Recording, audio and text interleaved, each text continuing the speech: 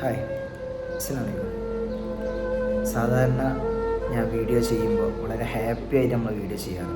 പക്ഷേ ഇന്ന് വീഡിയോ ചെയ്യുമ്പോൾ സത്യം പറഞ്ഞാൽ ഒരുപാട് മനസ്സിൽ വിങ്ങലോടെ ചെയ്യണം. ഒരു വീഡിയോക്ക് വേണ്ടി പറയല്ല. കാരണം എൻ്റെ നാടിന് ഇന്നലെ ഒരു എന്താ പറയുക വലിയൊരു ദുരന്തം ഇന്നലെ ഏറ്റുവാങ്ങി ഈ ഒരു നാടാണ് എൻ്റെ മലപ്പുറം വളാഞ്ചേരി പാങ്ങിലെ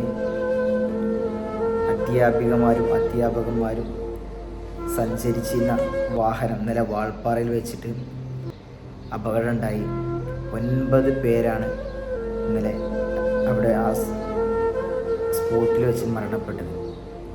അതും എൻ്റെ തൊട്ടടുത്ത നാടായ, അതായത് എൻ്റെ നാടിൻ്റെ തൊട്ടടുത്ത നാടായ എൻ്റെ അധികം ദൂരമൊന്നുമില്ല, പാങ്ങെന്ന സ്ഥലം നമ്മുടെ അടുത്ത് തന്നെയാണ്. നമ്മളെ ഫാമിലിയും കുടുംബമൊക്കെ ഒരുപാടുള്ള ഏരിയയും കൂടിയാണ്. അവിടുത്തെ LP സ്കൂളിലെ അധ്യാപികമാർ,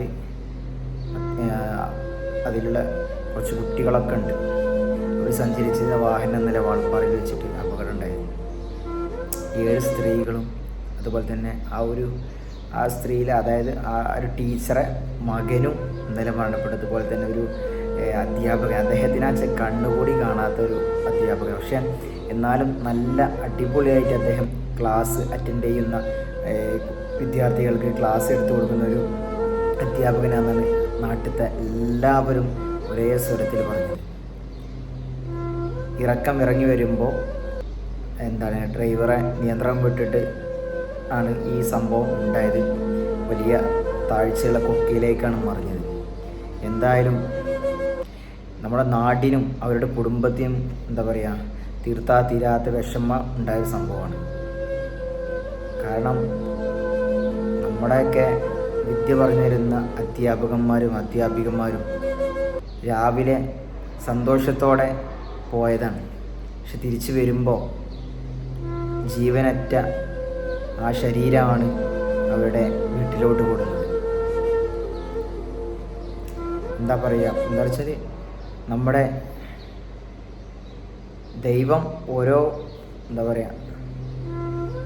നമുക്ക് തന്നൊരു ആയുസ്സുണ്ടല്ലോ, അത് എന്തായാലും ആ ഒരു ടൈം എത്തുമ്പോൾ അവർ തിരിച്ചെടുക്കും. പക്ഷേ അത് ഇത്രത്തോളം ക്രൂരമായിട്ട് ആവുന്നുള്ളതിൽ ഒരിക്കലും നമ്മൾ ആരും ചിന്തിച്ചിട്ടും കൂടി ഉണ്ടാവില്ല. ആ വാഹനം കണ്ടാൽ നമുക്കൊക്കെ നെഞ്ഞു പൊട്ടും. കാരണം അത്രത്തോളം ചതഞ്ഞരഞ്ഞൊരു രൂപത്തിലാണ്. നമ്മുടെ ന്യൂസിലൊക്കെ ഇങ്ങനെ കാണിക്കുമ്പോൾ തന്നെ നമുക്ക് സങ്കടം. കാരണം നമ്മുടെ സ്വന്തം കുടുംബം അല്ലെങ്കിൽ കൂടി, അല്ലെങ്കിൽ നമ്മുടെ ആരല്ലെങ്കിൽ കൂടി നമ്മളൊരു പുറത്താണെങ്കിലും നമുക്ക് സങ്കടം സഹിക്കാൻ വയ്യാത്ത രൂപം ആ ഒരു വാഹനം കണ്ട. അപ്പോൾ അതിനുള്ളിലുള്ള എത്രത്തോളം ജീവനുകൾ ചതഞ്ഞരഞ്ഞപ്പോൾ എത്രത്തോളം അവർ ആ വേദന അനുഭവിച്ചിട്ടുണ്ടാവും. എന്തായാലും അവരുടെ ഖബറ് പടച്ച റബ്ബ് വിശാലമാക്കി കൊടുക്കട്ടെ. കാരണം അവരുടെ കുടുംബത്തിനും നാട്ടുകാർക്കൊക്കെ ക്ഷമ കൊടുക്കട്ടെ. കൂടുതലൊന്നും പറയും. കാരണം എന്താ വെച്ചാൽ അങ്ങനെയുള്ളൊരു സാഹചര്യം നമുക്ക് ആർക്കും ഉണ്ടാവാതിരിക്കട്ടെ. ഒന്നേ പറയാനുള്ളൂ, ഇങ്ങനെയുള്ള യാത്രകൾക്ക് പോകുമ്പോൾ അത്യാവശ്യം എക്സ്പീരിയൻസ്ഡായ ഡ്രൈവർമാരെയും അല്ല എങ്കിൽ